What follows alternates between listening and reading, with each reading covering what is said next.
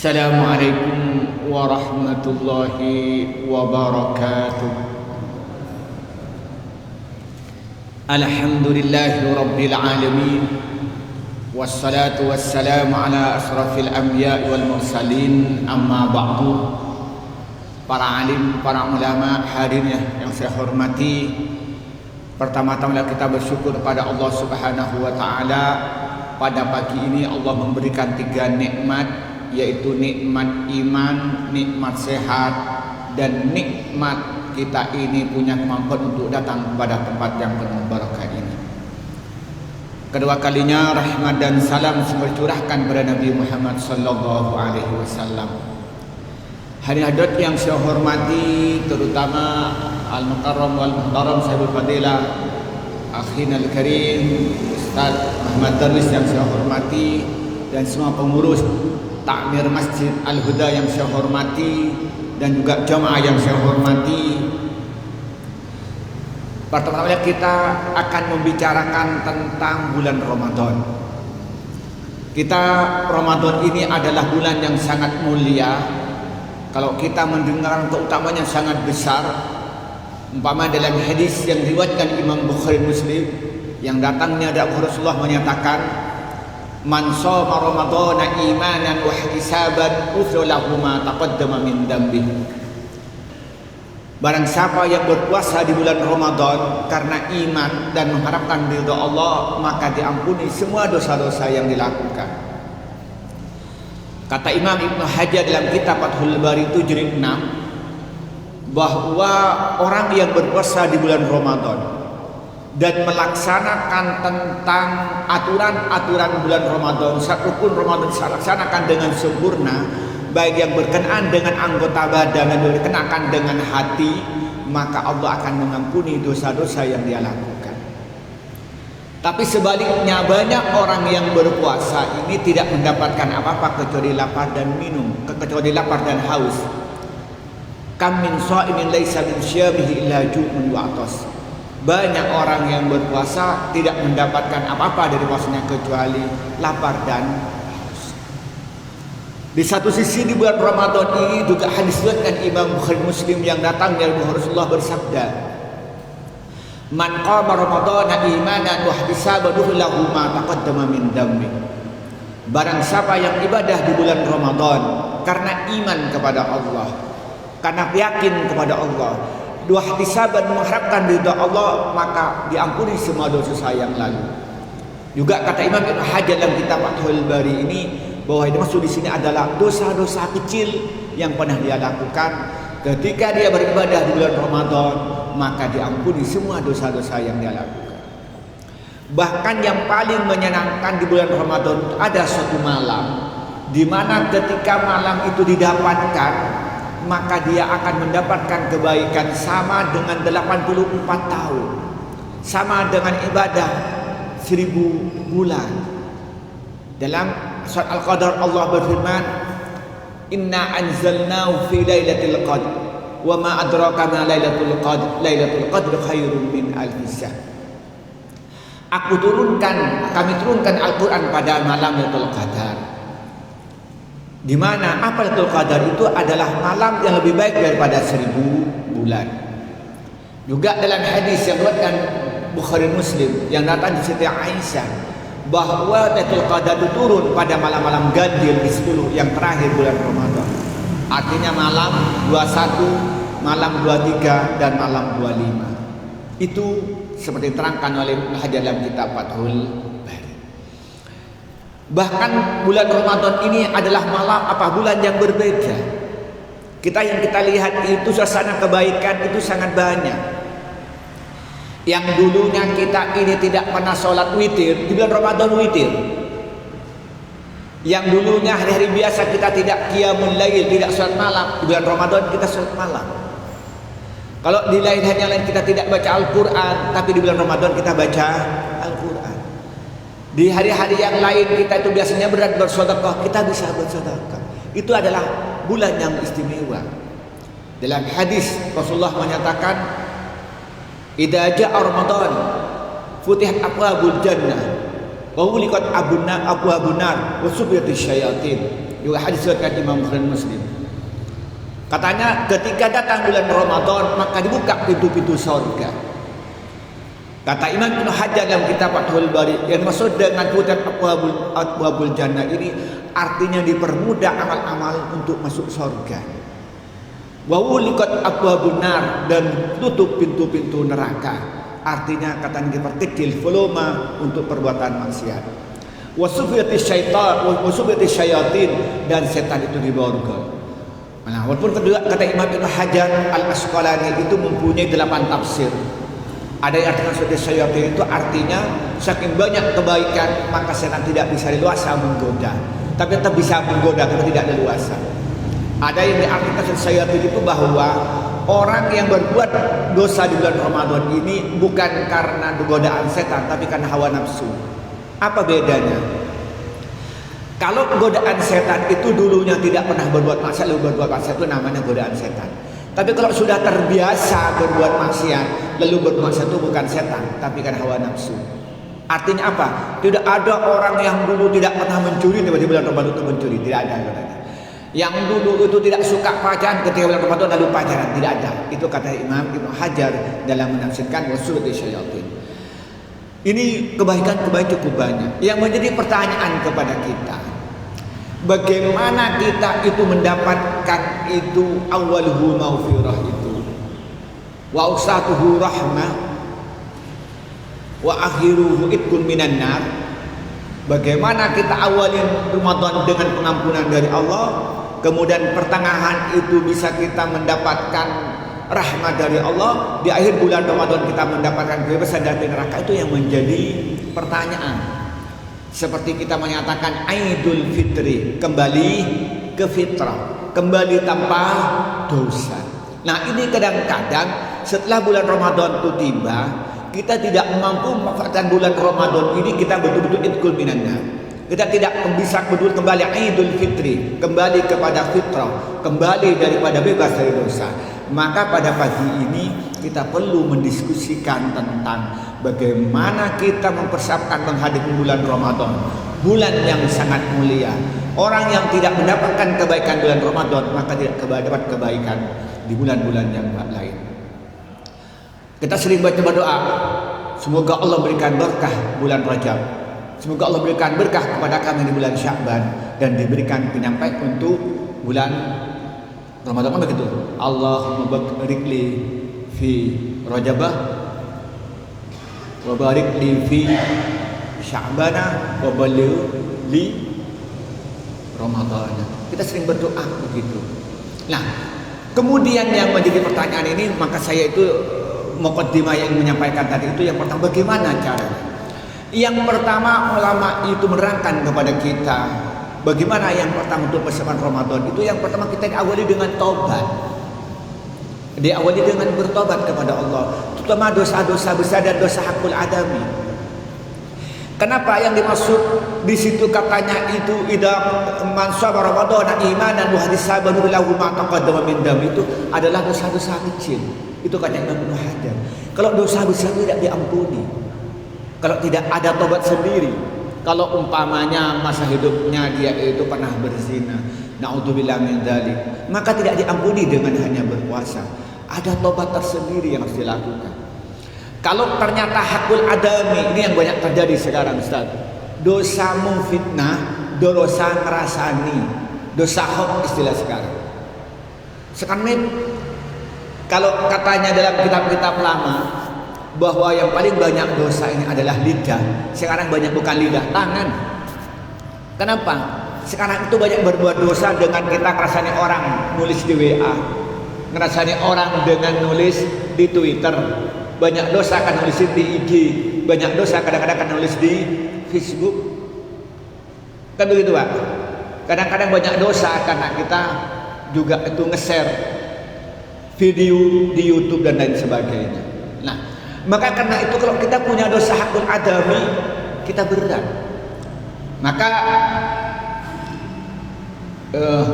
ulama-ulama terdahulu, misalnya Ibnu Al-Ghazali dalam Ihya Ulumuddin tentang bab taubat, dan juga saya syukur dalam kitabnya Taubah, Itu menggambarkan kepada kita bahwa kalau dosa hakullah itu, cara bertobatnya itu taubatan nasuha itu ada 4 yang harus dilakukan.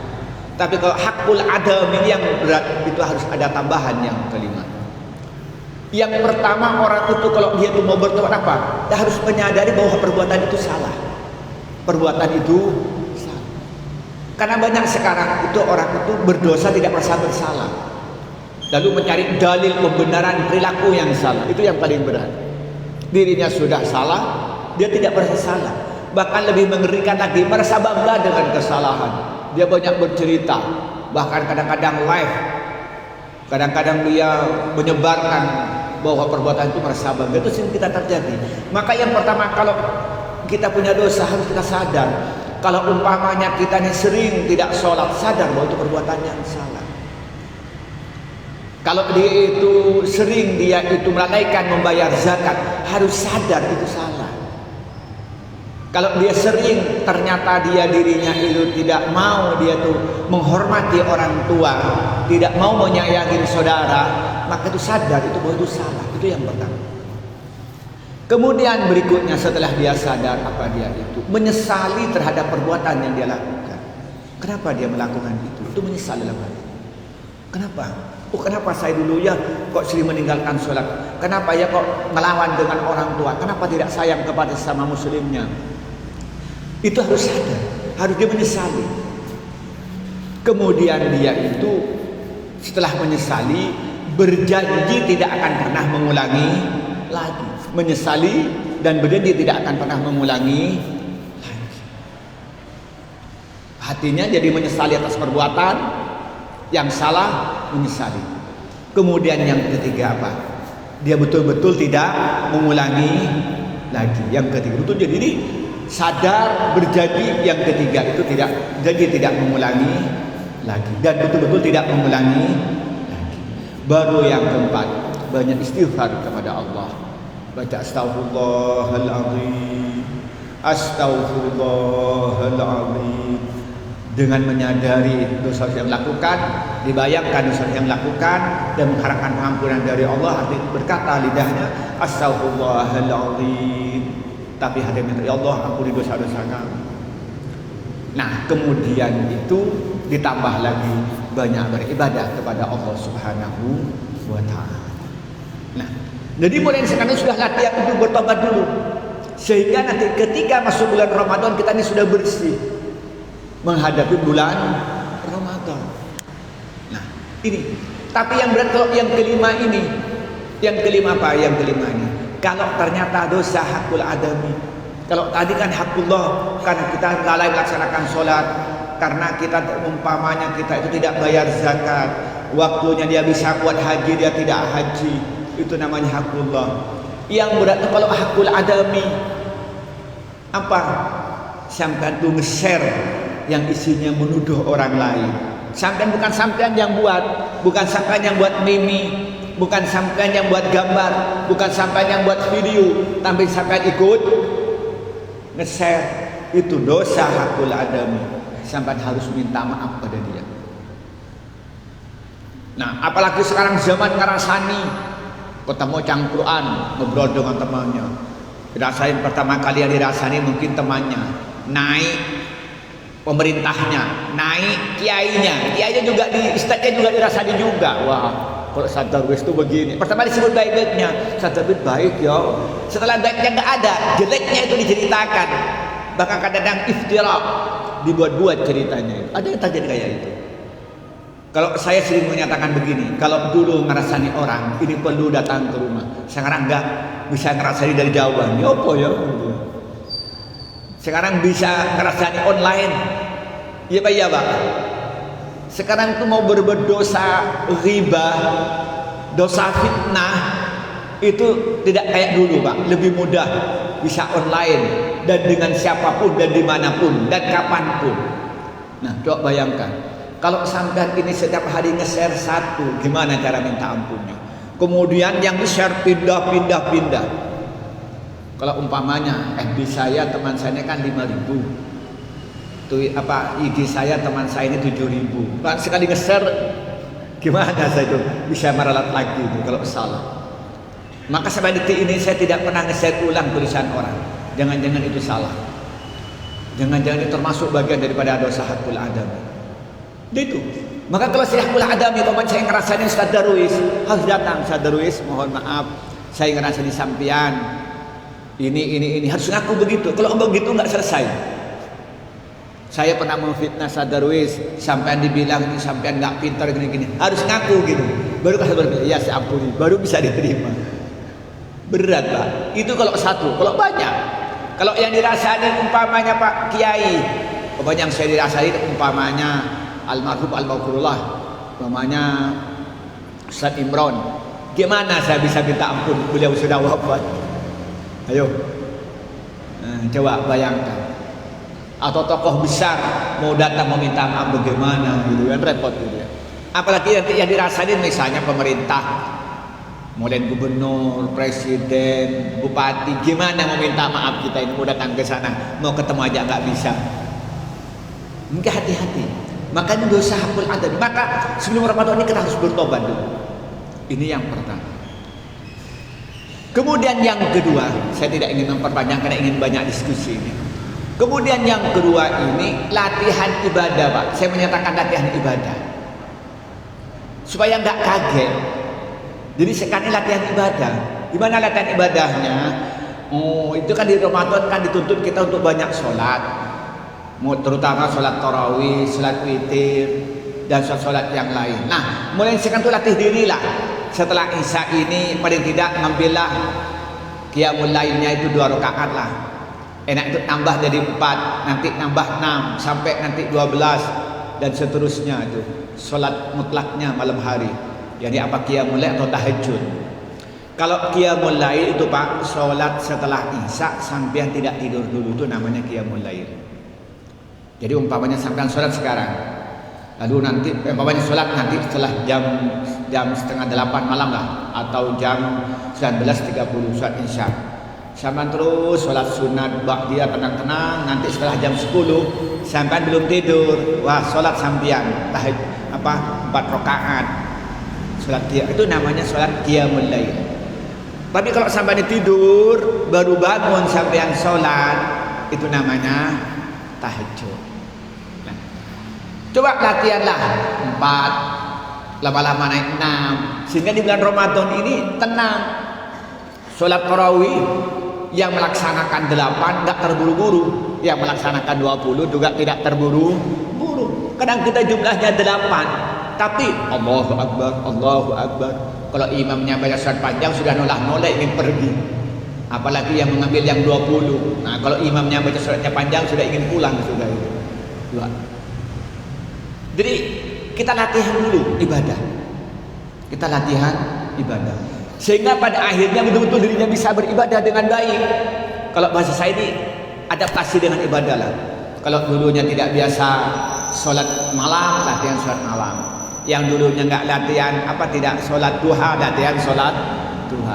Sehingga ketika bulan Ramadan itu betul-betul terbiasa ibadah kepada Allah.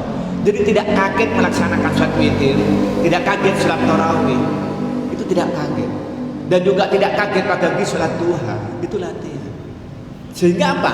Kita ini dari awal sudah biasa ibadah kepada Allah. Ketika masuk bulan Ramadan, kita sudah betul-betul ibadah yang sebenarnya, tidak baru mulai, tidak baru belajar. Latihan ibadah apalagi? Latihan ibadah baca Al-Quran. Bapak ini kan jarang baca Quran ya, mungkin kayak saya lah. Paling banter sehari, paling bisa kadang-kadang 1 juz. Itu kadang maksa, baca 1 juz itu maksa. Kadang-kadang gak sempat tilawahnya 1 juz itu. Udah, yang paling banter itu yang rutin ya baca Waqiah lah, karena gampang ya, sambil nyetir baca Waqiah gitu ya. Sambil nyetir baca Waqiah ya. Karena saya punya kebiasaan pagi 3 sore 3 baca surat Waqiah gitu. Jadi sambil nyetir, kalau sudah terburu-buru mau ke Jember sambil nyetir baca Waqiah. Tapi kalau tilawahnya itu paling banter 1 juz sehari jawabannya. Nggak tahu apakah bapak ini berapa juz dalam sehari, nggak tahu. Saya ajak kemampuannya hanya 1 juz. Nah coba kita latihan sekarang lebih banyak. 1 juz naik 2 juz, 2 juz kurang naik 3 juz. Sehingga apa? Waktu bulan Ramadan itu biasa tadarus. Dalam hadis yang sahih riwayatkan Imam Muslim, diriwayatkan Imam Bukhari, itu ceritakan setiap bulan Ramadan Rasulullah ini tadarus Al-Quran. Tadarus Al-Quran. Rasulullah itu membaca Al-Quran, surat-surat atau ayat yang diturunkan kepada Nabi Muhammad. Kemudian yang neten itu malaikat Jibril. Jadi malaikat Jibril itu netenin surat apa? Al-Quran diturunkan kepada Nabi Muhammad. Nabi Muhammad yang baca, malaikat Jibril yang neteni. Bahkan riwayat yang sahih itu bahwa di akhir hayat Rasulullah itu Rasulullah sampai khatam 2 kali, yang neteni itu yang nemani malaikat Jibril. Kalau kita baca salat kalau tadarus Al-Quran, kadang-kadang yang satu baca, yang satunya itu makan kolak gitu kan, gitu bahaya. Nggak tahu apa begitu ya. Kalau Nabi Muhammad namanya malaikat Jibril. Nah, kita ini melatih diri sekarang ibadah baca Al-Quran. Kita melatih diri membaca Al-Quran.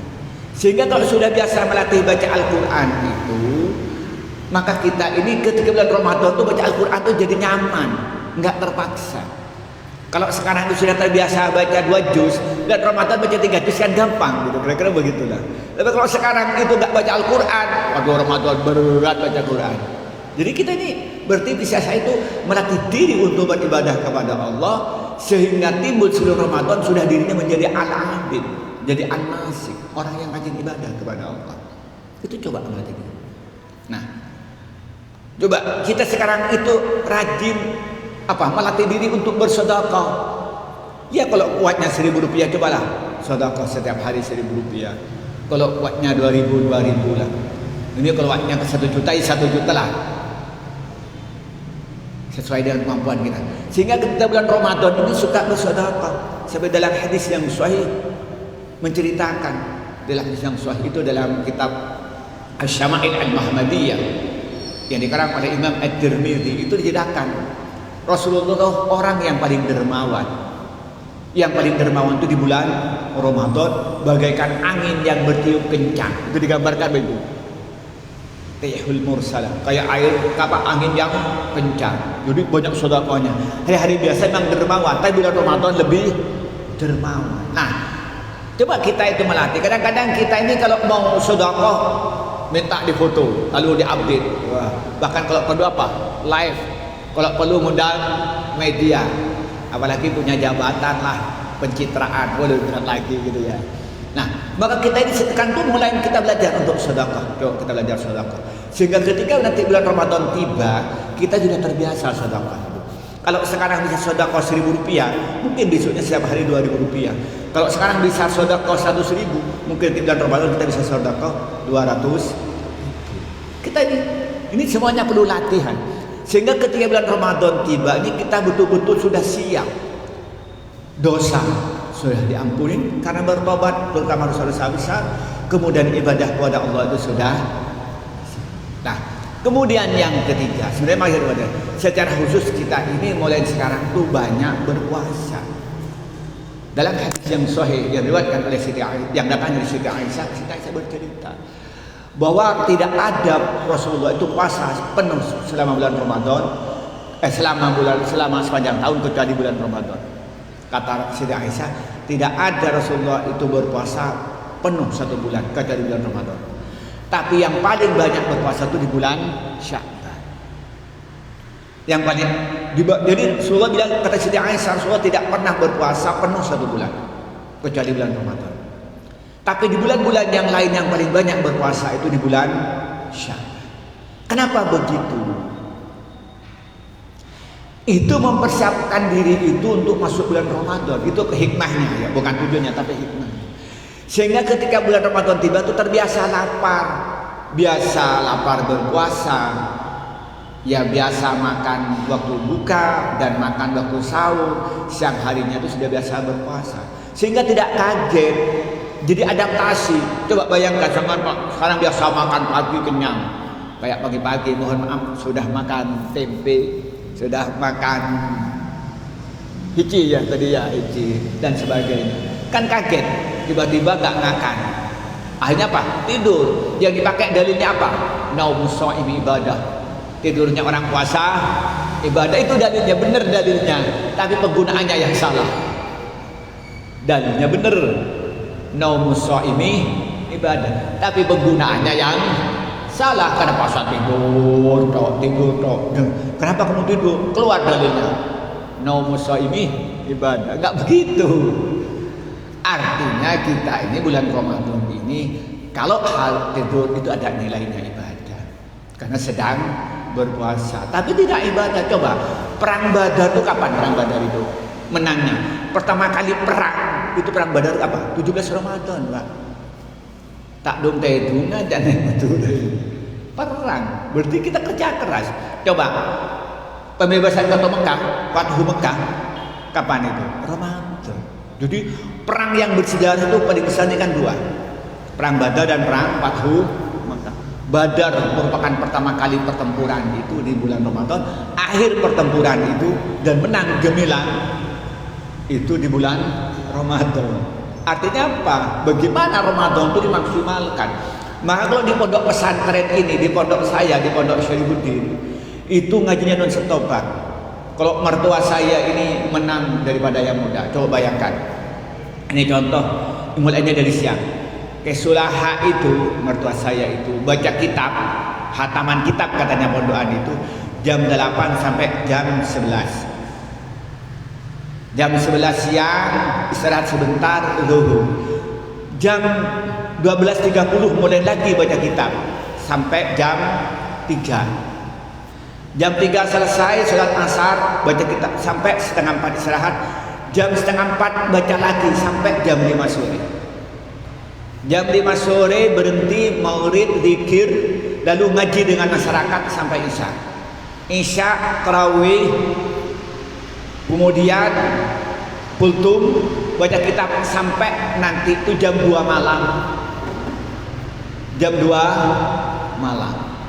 Jam 2 malam dia selesai tidur sebentar, lalu nanti sahur, langsung subuhan. Setelah subuhan dia itu zikir, tidur lagi, nanti bangun jam 7.30. Itu Ramadan sampai tanggal 20 Ramadan. Tanggal 20 Ramadan santri dipulangkan, udah santri suruh pulang semua. Baru kiai bu nyai masuk ke masjid, Pak. Iktikaf sampai Lebaran. Nah, kira-kira sampai kuat nggak kira-kira ini? Sudah biasa kayak itu. Begitu terus. Itu baru, itu yang kita lakukan. Jadi Ramadan bani, naumus shaimi ibadah tedung, kafikiain tedung, santri tedung, ayo tidur ibadah semua, nggak begitu. Justru Islam pondokan itu namanya hatam. Dia harus siap. Kalau ingin sampean tahu nanti Ramadan itu, ikuti sampean itu di FB-nya Pondok Pesantren Syarifuddin. Itu non-stop nanti FB-nya itu. Dari ustadz ini gantian nanti itu. Coba. Ya itulah Ramadan, kita ibadahnya. Maka kalau ketika sekarang sudah kita ini berpuasa, di bulan Sya'ban sudah berpuasa, sudah banyak, mulai dari Rajab sudah mulai puasa, Sya'ban tambah banyak lagi. Ketika Ramadan tiba, tidak kaget dengan puasa itu. Sudah adaptasi. Sehingga dia bisa melakukan aktivitas normal. Yang memang kalau harus ngaji-ngaji, yang harusnya pergi kantor ke kantor, yang harusnya dia itu nulis-nulis, yang harus dia itu pengajian-pengajian, udah adaptasi. Yang harus baca kitab, kenapa? Karena nggak kaget dengan puasa itu. Coba bayangkan, sampai nggak pernah puasa di bulan ini, tenang aja makan kenyang. Tiba-tiba Ramadan hari pertama udah sampean, udah bingung, greges, lapar, pagi tidur. Akhirnya apa? Kalau kita pergi ke masjid-masjid, kita bukan mendapatkan orang baca Quran, tapi yang paling banyak kita dapatkan apa? Orang tidur. Dalilnya apa? Naumus shaimi ibadah. Dalilnya benar, penggunaannya yang tidak tepat. Kenapa? Karena dia kaget. Dia tidak terbiasa sebelumnya dengan berpuasa, tidak terbiasa dengan makan malam, tidak makan siang. Akhirnya ditukar, malamnya bangun, siangnya tidur. Kalau malamnya baca Quran lumayanlah, kalau malamnya sholat lumayanlah, kalau malamnya itu mutola'ah sinau malam. Kadang-kadang malam juga berisi dengan jagongan. Nah, itu yang menjadi problem pada kita. Maka di bulan Ramadan kita ini, di bulan ini harus betul-betul kita ini sebelum Ramadan ini kita sudah melatih diri dengan berpuasa ini.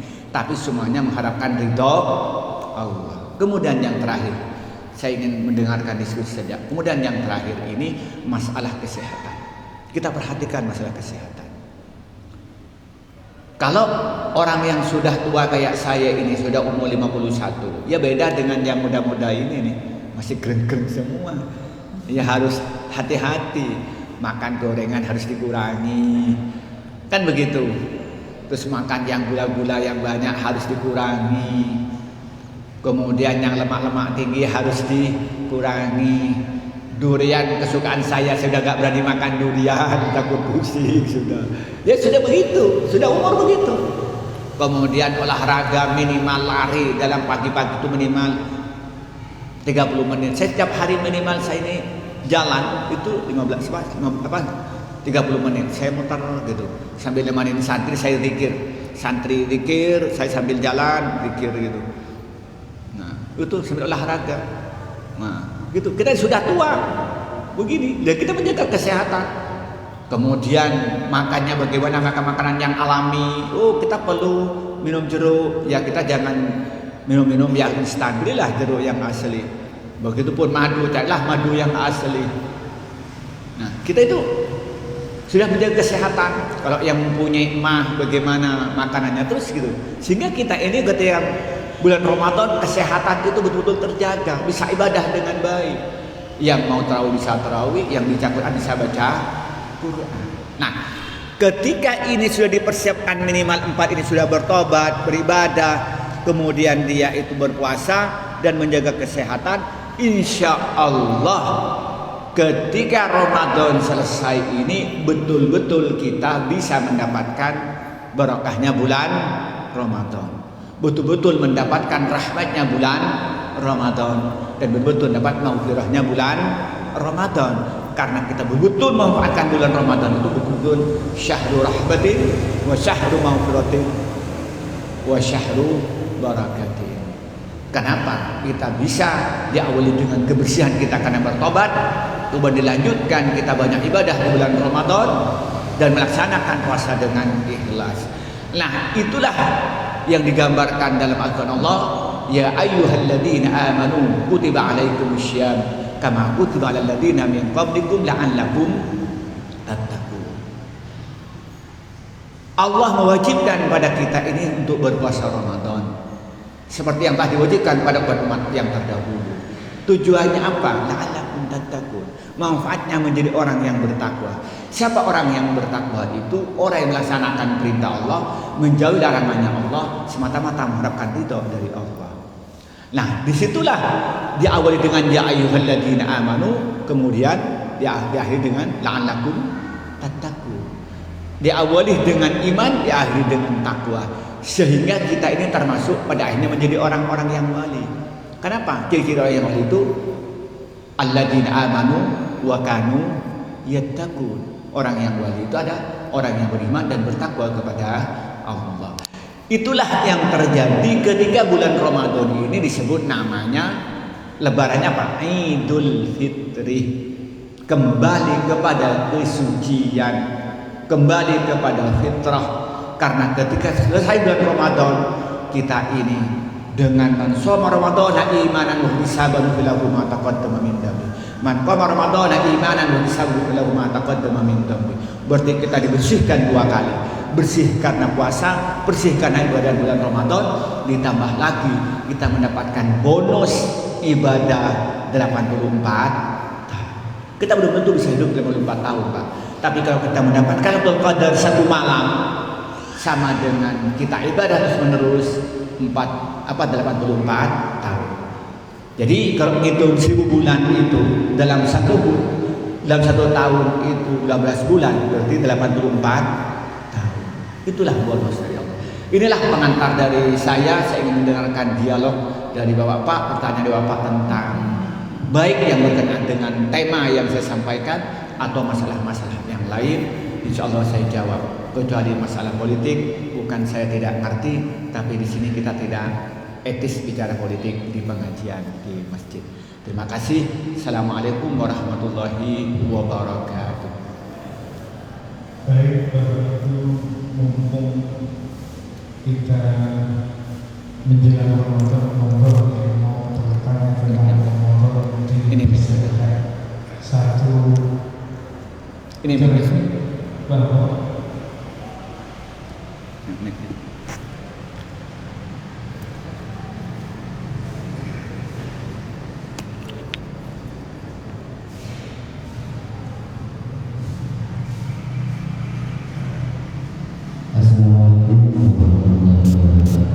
Waalaikumsalam warahmatullahi wabarakatuh. Saya mempunyai penjelasan mengenai pengertian etika. Etika itu apakah harus full, misalkan dari kerja atau sebagian aja kita yang di masjid untuk sementara ini. I'tikaf itu menurut bahasa al-muqsud, diam. Menurut istilah itu adalah diam di masjid dengan niat ibadah kepada Allah. Kemudian di dalam kitab Kifayatul Akhyar, yakni kitab Syafi'iyah, itu dijelaskan bahwa orang yang masuk ke masjid walaupun sekedar sebentar diniatin untuk ibadah, niat i'tikaf itu dianggap i'tikaf. Kalau i'tikaf sunat. Jadi ada i'tikaf wajib, ada i'tikaf sunat. Kalau sampai i'tikafnya begini, saya akan i'tikaf di Masjid Al-Huda selama 24 jam kalau saya diberikan kesuksesan, anak saya lulus di ujian misalnya. Berarti itu namanya i'tikaf wajib karena nazar. Tapi kalau i'tikaf sunat, sampai nggak punya nazar, lalu masuk masjid kayak sekarang ini, sampean masuk, duduk, sampean bilang, saya i'tikaf karena Allah, nawaitul i'tikafah sunatan lillahi ta'ala. Itu sampean sudah dihitung i'tikaf. Sampai nanti keluar lagi. Kalau sampean keluar, masuk, harus niat lagi. Gitu. Itu dalam kitab Kifayatul Akhyar. Bisa dipahami ya. Jadi tidak harus 24 jam. Tidak harus malam. Sekedar masuk tapi sampai diam dan niat i'tikaf, maka itu sudah sah i'tikafnya. Umpamanya begitu duduk sampai tadi masuk ke sini niat ngaji langsung duduk. Nawaitul i'tikaf sunatan lillahi ta'ala. Nawaitul i'tikaf taqarruban lillahi ta'ala. Atau sampai mau salat jamaah, itu sampai diam berdiri mau sholat sunat lalu menyatakan nawaitul i'tikaf sunnatan lillahi ta'ala. Hatinya bicara, saya niat i'tikaf karena Allah. Sudah, itu sudah i'tikaf. Tapi begitu keluar i'tikaf sampean sudah batal. Artinya sudah habis. Kalau sampean masuk lagi harus niat lagi. Tapi kalau sampean muter-muter di dalam jalan itu masih belum batal. Keluar ke kamar mandi batal sudah. Masuk lagi harus niat lagi. Bisa dipahami? Oke, silahkan. baik, ada lagi Bapak Ibu? Silakan yang lain barangkali ada pertanyaan.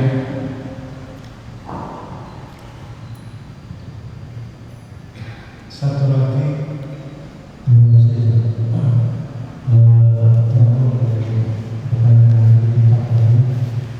Itu kan di 10 bulan terakhir kita mencoba atau disebutkan kita belajar 10 hari. Ya, itu kalau kita punya aktivitas bekerja, apakah kita juga masih kemudian keluar atau masih kita atau bagaimana? Terima kasih. Jadi rumusnya begini. Ini nanti baru rumusnya. I'tikaf ini adalah diam di masjid, baik masjid itu masjid jami atau masjid ghair jami. Masjid jami itu adalah masjid dipakai untuk sholat Jumat, itu namanya masjid jami kayak di sini ini. Sedangkan masjid ghair jami itu adalah tempat yang dipakai sholat 5 waktu secara rutin, namun tidak ditempatin untuk sholat Jumat. hanya sholat jamaah. Kalau bahasa Indonesianya musola, kalau bahasa fikihnya namanya sholat masjid ghairu jami. Musola menurut fikih ini bukan musola yang sampean pahami. Musola itu adalah lapangan yang dipakai untuk sholat id. Itu namanya musola di dalam fikih. Kalau musola yang kita pahami dalam fikih namanya masjid ghairu jami. Paham ini dulu ya. Kemudian yang kedua, kalau ada orang itu atau orang itu masuk ke masjid jami atau ghairu jami, lalu diam sebentar, lalu niat iktikaf, maka sudah itu berarti mulai dirinya iktikaf atau sah iktikafnya. Nah, begitu dia itu selama di dalam masjid itu, walaupun kondisinya sambil jalan, diam, itu kategorinya masih dalam iktikaf di dalam masjid. Dia bisa baca Quran, bisa zikir dan sebagainya. Titik. Ketiga, kalau dia keluar dari batas masjid itu ke halaman, ke jeding, berarti iktikafnya sudah habis, sudah batal bahasanya. Nah, ketika dia masuk masjid, maka harus mengulangi niatnya lagi karena tadi sudah keluar batal. Walaupun dia misalnya kerja, umpamanya sambil maku, ternyata pakunya ada di luar masjid ngambil, berarti sampai sudah batal. Harus masuknya niat lagi. Itu rumusnya. Pertanyaan yang mana? Saya kan belum ngerti pertanyaannya. Rumusnya begitu. Walaupun sampai kerja ternyata tadi itu umpamanya mau kamar mandi, ya. Itu menurut mazhab Syafi'i. Saya menggunakan mazhab Syafi'i yang paling gampang. Tapi kalau mazhab yang lain ada iktikaf harus berpuasa. Ada yang mazhab yang begitu. Tapi saya ngambil mazhab yang mudah dilaksanakan oleh kita biar nggak daki-daki lah. Karena memang tidak ada dalil yang menerangkan bahwa wajib berpuasa. Tapi ini sekali lagi kalau iktikafnya sunat seperti yang terangkan dalam kitab Hayatul Akhyar. Bisa dipahami ya? Oke. Ada pertanyaan balik karena saya itu nggak begitu paham tadi pertanyaannya, cuma saya akan berikan rumus yang rumus ini lebih mudah nanti untuk dipakai yang lain gitu ya, rumus yang iktikaf itu. Jadi kayak sampai masuk masjid Pak, iman-iman. Andai sampean tadi masuk dan iktikaf, sampean diamnya dapat ibadah, ngajinya dapat ibadah. Jadi kalau sampean duduk plak, ya tenang aja, ya dapat pahala ngaji tapi nggak dapat pahala iktikaf. Sampai masuk sholat jamaah, alhamdulillah dapat pahala jamaah. Tapi andai kan sampai masuk, lalu sampai tuh diam sebentar, lalu niat iktikaf, dapat pahala dua Pak, dapat pahala iktikaf. Karena yang kita pahami selama ini kan iktikaf di akhir bulan Ramadan, kan begitu yang pahami selama ini. Padahal di dalam kitab-kitab Syafi'iyah itu di Hayatul Akhyar itu dengan berdasarkan hadis-hadis ya, bukan ijtihad pribadi, itu ternyata itu sedemikian rupa itu sudah sah iktikafnya. Itu juga Said Sabiq dalam buku Sunnah juga menerangkan begitu. Padahal Said Sabiq itu aslinya dia bukan Syafi'i tapi Maliki ya dia bentuk madhab Maliki aslinya. Tapi sangat terkenal di Indonesia. Gitu. Walaupun karena banyak pendapat-pendapatnya nggak jauh berbeda dengan Syafi'iyah di dalam kitab Fiqh Sunnah ini kan oleh Said Sabiq. Ada pertanyaan lain? Silahkan. Barangkali ibu-ibu ada pertanyaan ibu-ibu di luar materi, monggo. Barangkali ada yang perlu dipertanyakan di luar materi. Lihat.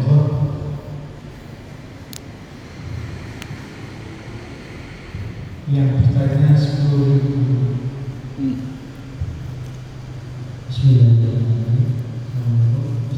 Waalaikumsalam.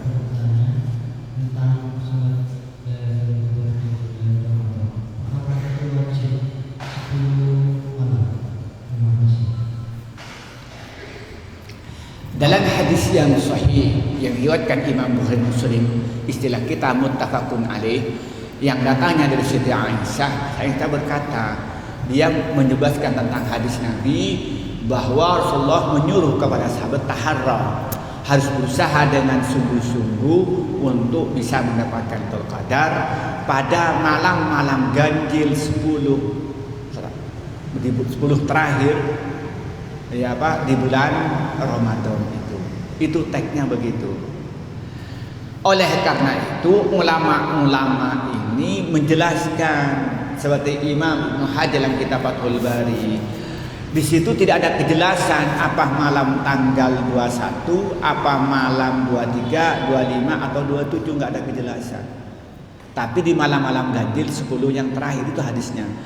Maka karena itu ulama itu berusaha mencari Lailatul Qadar itu pada 10 hari itu. Mulai tanggal 10-nya sudah masuk di masjid.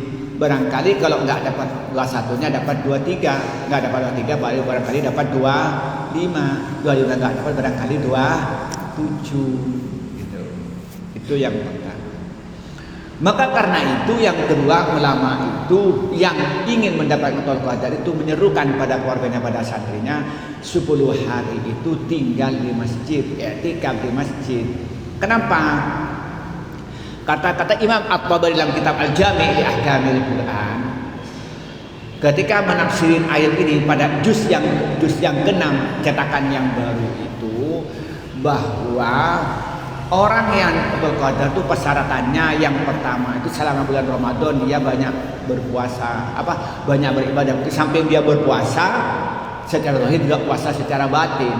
Artinya apa? Puasanya benar dan menghindari perbuatan maksiat. Yang kedua, selama bulan Ramadan banyak ibadah kepada Allah. Yang ketiga, harus i'tikaf di masjid. Yang lebih baik masjid jami, masjid ditempatin sholat Jumat. Kenapa? Karena Lailatul Qadar turunnya di masjid, bukan di tempat yang lain, di masjid. Di masjid. Yang lebih utama adalah masjid jami. Kenapa? Karena nanti kalau hari Jumat tiba tidak perlu keluar dari masjid, karena sholatnya sudah i'tikafnya di masjid. Kemudian yang ketiga, Lailatul Qadar turun setelah jam 12 malam. Turun jam 12 malam sampai menjelang subuh. Kemudian yang keempat, tanda-tanda Lailatul Qadar itu turun, maka malam itu cerah, seakan-akan itu dia itu ada bulan purnama. Kemudian yang ketiga, udara itu sedang, tidak begitu panas, tidak begitu dingin. Kemudian yang ketiga itu ketika melihat ke atas itu tidak ada meteor rujuman meteor istilahnya ada yang muter bintangan lah itu ya, meteor ya bahasa Indonesia ya, benar ya, meteor, tidak ada meteor. Kenapa? Karena pada waktu itu setan itu nggak boleh keluar, ditahan. Karena itu bintang itu rujuman disyatin oleh Allah itu dipakai untuk melempar setan-setan yang naik ke langit itu. Maka karena itu nggak ada setan yang bisa, maka itu nggak ada meteor pada waktu itu. Kemudian yang kelima, pagi hari itu ngelihat matahari itu tidak begitu cerah dan tidak silau kalau dilihat. Karena pada waktu itu iblis tidak keluar. Karena setiap hari itu matahari ada di antara dua tanduknya iblis. Maka pada waktu itu tidak ada iblis, maka matahari itu cerah. Itu yang pertama. Kemudian yang kedua, untuk dirinya sendiri itu, kata Imam At-Tabari dalam kitab Al-Jami' li Ahkamil Quran itu dijelaskan begini. Orang yang mendapatkan Qadar itu diantaranya tandanya, tidak semuanya katanya itu mendengarkan ucapan salam. Dia tahu bahwa itu malaikat. Salamun hatamat al-qadar itu diartikan ada ucapan assalamualaikum, tapi dia sendiri yang tahu bahwa ini ucapan malaikat. Jadi bisa jadi berdampingan saya dengan sadarwis yang dapat di sampingnya, tapi nggak tahu. Atau sebaliknya saya dapat Lailatul Qadar, padahal di sampingnya sadarwis saya i'tikaf, tapi saya dapat. Tapi sadarwis itu tidak mendengarkan salam, saya mendengar. Dia tahu. Itu katanya Imam At-Tabari. Kemudian yang kedua, katanya dia itu melihat sesuatu terhenti. Bahkan kalau dia i'tikafnya di dekat dari air yang mengalir, itu pada waktu air tidak mengalir untuk dia. Dia melihat nampak tidak mengalir. Nah, kemudian yang terakhir itu apa yang diminta itu menjadi kenyataan. Jadi kalau enggak, ya Allah, semoga saya nanti diberikan orang yang hafal Quran, paham Al-Quran dan berdakwah diterima oleh umat. Itu ternyata menjadi kenyataan. Itu katanya Imam At-Tabari dalam kitab Al-Jami' li Ahkamil Quran. Tapi terakhir ditutup. Tapi tidak semua orang yang mendapat Lailatul Qadar itu ada tanda-tanda itu, tidak semuanya. Tapi itu sebagian yang ada tanda-tandanya semacam itu. Jadi sekali lagi, sholat dan i'tikaf itu tidak wajib, tapi taharrau. Apa taharrau itu? Berusaha dengan sungguh-sungguh mendapatkan keutamaan sama dengan ibadah terus menerus selama 84 tahun. Jelas ya? Oke. Kembalikan lagi. Ya. Mari kita doa semoga kita semua oleh Allah diberikan hidayah, diberikan ma'unah, kemampuan untuk kita mendekatkan diri kepada Allah, mempunyai iman yang mantap, dan oleh Allah diberikan umur panjang sampai di bulan Ramadan dan lebih di bulan Ramadan, mungkin bulan Ramadan yang terus-terusnya, dan mendapatkan maghfirahnya bulan Ramadan, mendapatkan barakahnya bulan Ramadan, mendapat itqun minan nar. Al-Fatihah. A'udzu billahi minasyaitonir rajim. Bismillahirrahmanirrahim. Ar-Rahmanir Rahim. Maliki yaumiddin. Iyyaka na'budu wa iyyaka nasta'in. Ihdinas siratal mustaqim. Bismillahirrahmanirrahim. Alhamdulillahirabbil alamin wassalatu wassalamu ala asyrofil anbiya'i wal mursalin. Allahumma nawwir qulubana, Allahumma dzakkirna ma nasina wa 'allimna ma jahilna. Allahumma amitna bil-islam, Allahumma ij'alna wa auladana wa dhurriyyatana wa zawjatina wa tilmidatina wa talamidana min ahli at-tuqa wal ilmi wal hikmati wal haibati wal ghina wa syukri wa syahadati wan najati wan najahi. Allahumma a'inna ala dzikrika wa syukrika wa husni ibadatika. Rabbana hab lana min ladunka rahmatan wa hayyi' lana min amrina rashada. Rabbana hab lana min azwajina wa dhurriyyatina qurrata a'yun waj'alna lil muttaqina imama. Allahumma kfina bihalalika an haramika wa ghfirlika amman siwaka. Allahumma la sahla illa ma ja'altahu sahla wa anta taj'alul hazna syi'ta sahla. Allahumma inna nas'aluka ridhaka wal janna wa na'udzubika min sakhatika wan nar. Allahumma habbib ilaina al-iman waj'alhu fi qulubina wa karrih ilaina al-kufra wal fusuqa wal isyan waj'alna rasidin. Allahumma inna na'udzubika min adabina wa zawjatuna min al-barasi wal jununi wal judabi wa al-asqami. Allahumma inna na'udzubika wa awladuna wa zawjatuna min al-hammi wal huzni wal 'ajzi wal kasali wal jubni wal bukhli wa dhilli qahri jalil mutamrid. Rabbana ighfir lana wa liwalidayna kama rabbayana saghira. Rabbana ighfir lana wa liwalidayna sabaquna bil iman wa la taj'al fi qulubina ghillan lil ladzina amanu rabbana innaka ra'ufur rahim. Allahumma inna nas'aluka ilman nafi'a wa rizqan wasi'a wa shifaa'an min kulli da'in. Rabbi adkhilna mudkhala sidqin wa akhrijna mukhla sidqin waj'al lana min ladunka sultanan nasira. Rabbana atina fid dunya hasanah wa fil akhirati hasanah wa qina adzaban nar. Subhana rabbika rabbil izzati amma yasifun wa salamun alal mursalin walhamdulillahi rabbil alamin. Al-Fatihah.